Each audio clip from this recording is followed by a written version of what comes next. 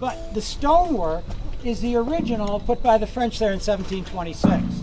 So there's our oldest building. We have a bakehouse that we'll quickly point out to you. Whether we'll be able to get to them all or not, maybe not, but now that you've got till 3, maybe we could. Bakehouse was built in the early 1740s by the French. Right. And the British. This flag, this actual flag was built in 1809. This flag has 15 stars and 15 stripes. This was the American flag during the War of 1812.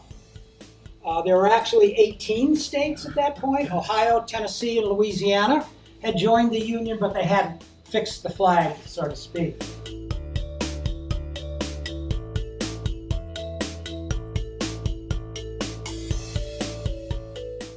But if you kind of look at it, the faces look a little bit familiar.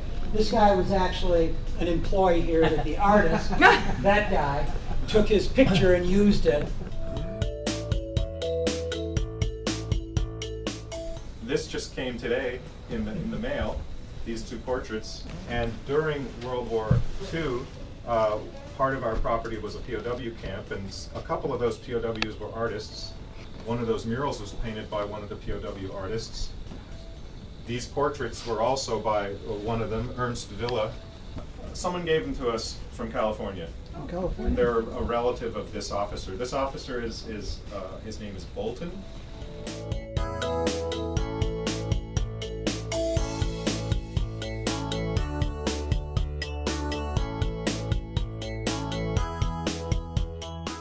I'll say these are all models of all the buildings that used to stand on the fort property. We have our maps and plans and photographs in our archaeological collection. And since I say that, I'll just show you one of my favorites. Bring it over there.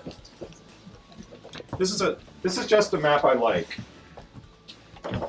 But on this map, they're just starting to expand out into the fort, into the park. There's only a half a dozen little buildings there. I just like it.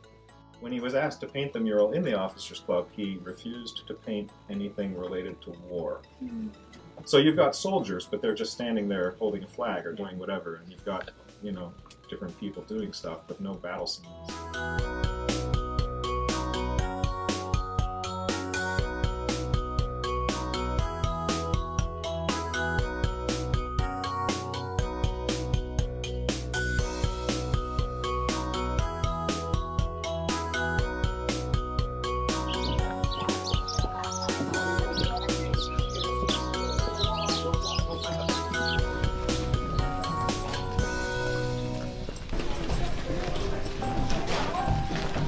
The log cabin, 1930. It's original, 1930. The powder magazine, 1756. British, 1763. The earthworks, 1755. The South Redoubt, 1770. That is typical 18th century Greco-Roman architecture, right? Yes. Right. Yep. That's the only reason of it. Okay. Huh.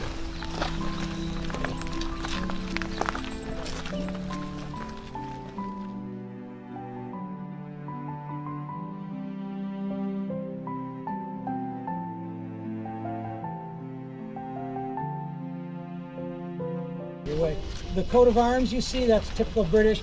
That turkey track that you see, that's called a broad arrow. And anytime the British, they inventoried everything. They were more anal than anybody else. And they inventoried everything. And when they did, they put that mark on it.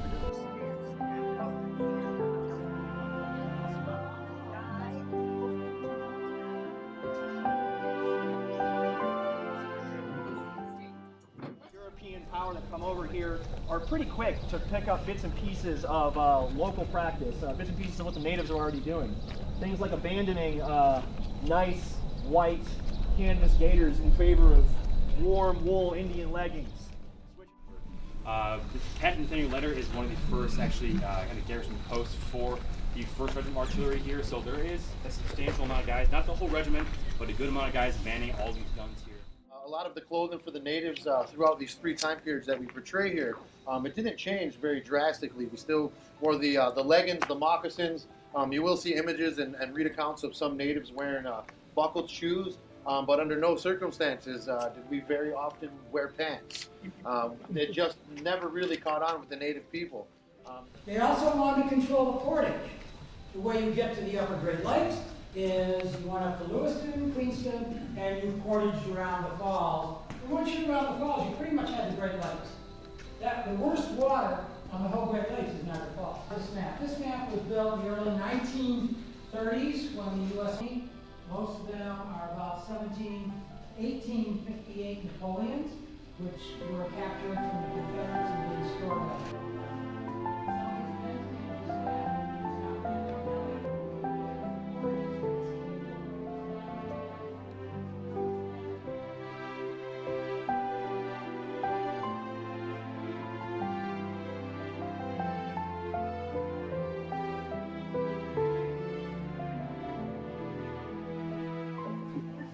This is the Powder magazine. Notice it's not as long as it looked like outside.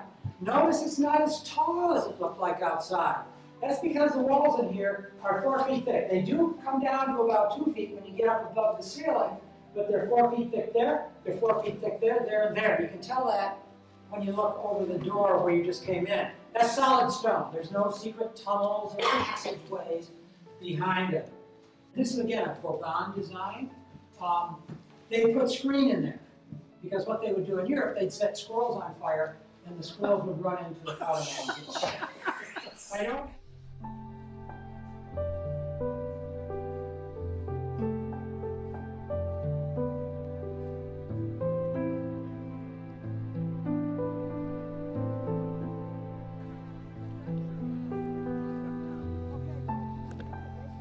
They needed meat, vegetables, and energy material. So the beef that they sent was either beef or pork. A daily ration was about a pound of beef or about 9 ounces or so of pork. Why more beef than pork, I don't know. But the pork, and this always grosses out the kids. Here is a piece of pork. This piece of pork has been in here for several months. We traded it out last fall. We had a piece of pork that had been here for 1.5 years. And when I pulled this out, you people should be either throwing up or passing out. This is when the British were here, of course, because what you see in here are green peas.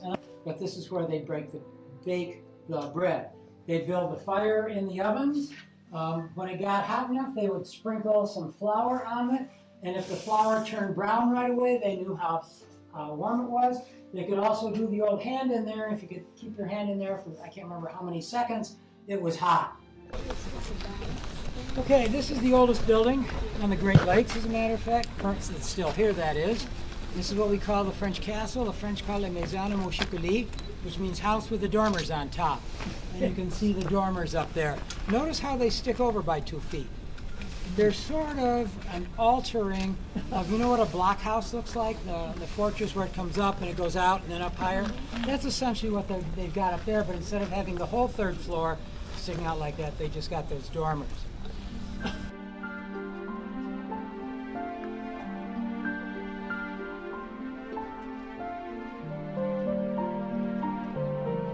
What we've tried to do is set this up to show you the type of things that the Native Americans would have traded for. Ironically, just recently, we got some papers from Pollard, who was a sutler trader at Fort Niagara, and we